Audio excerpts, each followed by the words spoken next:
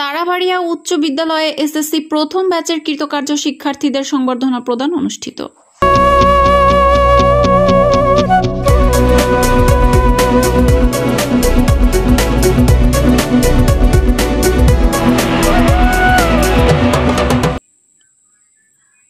আসসালামু আলাইকুম। এডিপি বাংলা সংবাদে সবাইকে স্বাগত জানাচ্ছি। আমি সুমা আহমেদ। পাবনা থেকে এম মনিরুজ্জামানের পাঠানো তথ্যচিত্রে দেখুন বিস্তারিত। তারাবাড়িয়া উচ্চ বিদ্যালয়ের প্রথম ব্যাচের এসএসসি পরীক্ষায় কৃতকার্য শিক্ষার্থীদের সংবর্ধনা প্রদান করা হয়েছে। বৃহস্পতিবার সকালে পাবনা সদর উপজেলার চরতারাপুর ইউনিয়নের তারাবাড়িয়া উচ্চ বিদ্যালয়ের এসএসসি পরীক্ষায় কৃতকার্য প্রথম ব্যাচের ছাত্রছাত্রীদের সংবর্ধনা প্রদান করা হয়।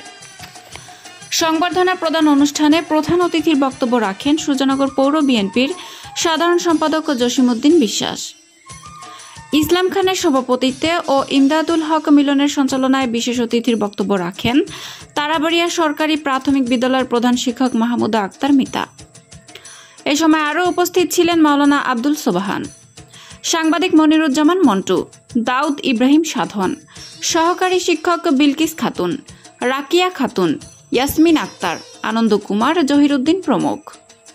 এছাড়াও এলাকার সুশীল সমাজের নেতৃবৃন্দ ও বিদ্যালয়ের শিক্ষার্থীরা উপস্থিত ছিলেন। সংবর্ধনা অনুষ্ঠানে শিক্ষার্থীদের মাঝে ক্রেস্ট প্রদান করা হয়। বিদ্যালয়ের ম্যানেজিং কমিটির সভাপতি আব্দুস সামাদ জানু জানান, তারাবাড়িয়া উচ্চ বিদ্যালয়টি প্রতিষ্ঠিত হওয়ার পর এই প্রথম এসএসসি পরীক্ষায় অংশগ্রহণ করে শিক্ষার্থীরা। খুবই চমৎকার রেজাল্ট করেছে ছাত্রছাত্রীরা। শিক্ষার্থীদের উৎসাহিত করতে এই সর্বসংবর্ধনা অনুষ্ঠানটি আয়োজন করা হয়। প্রধান অতিথি ও বিশেষ অতিথির বক্তৃতায় বলেন, পড়াশোনার কোনো বিকল্প নেই। সামনের দিনগুলোতে আরও ভালো রেজাল্ট করে এই প্রতিষ্ঠানে সুনাম অর্জন করবে, এই প্রত্যাশা সব শিক্ষার্থীদের কাছে ব্যক্ত করেন। সবাইকে শুভেচ্ছা। একটা কথা যে এই ঐতিহাসিক গ্রামের মাঝে এই স্কুলটা গড়ে উঠেছে, তবে এই স্কুলের অনেক কাজ কাম বাকি রয়েছে। যেটা মানুষের যদি রাগ না থাকে, যদি দেন না থাকে, সে প্রতিদিন মানুষ হয় না।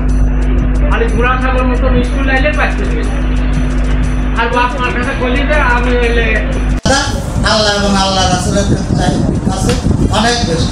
এর জন্য আমি মনে করি আজকে যেনারা এখানে উপবিষ্ট তোমাদের জন্য উপদেশমূলক কথা বললেন, হ্যাঁ, এটা তোমাদের অবশ্যই সালাম দিতে হবে, শ্রদ্ধা করতে হবে।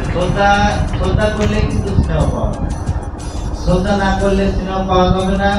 আর একজনকে শ্রদ্ধা করলে যে তোমার ক্ষতি হয়ে যাবে তা তো না।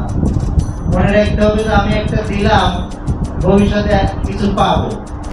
তুমি সম্মান শ্রদ্ধা করবে।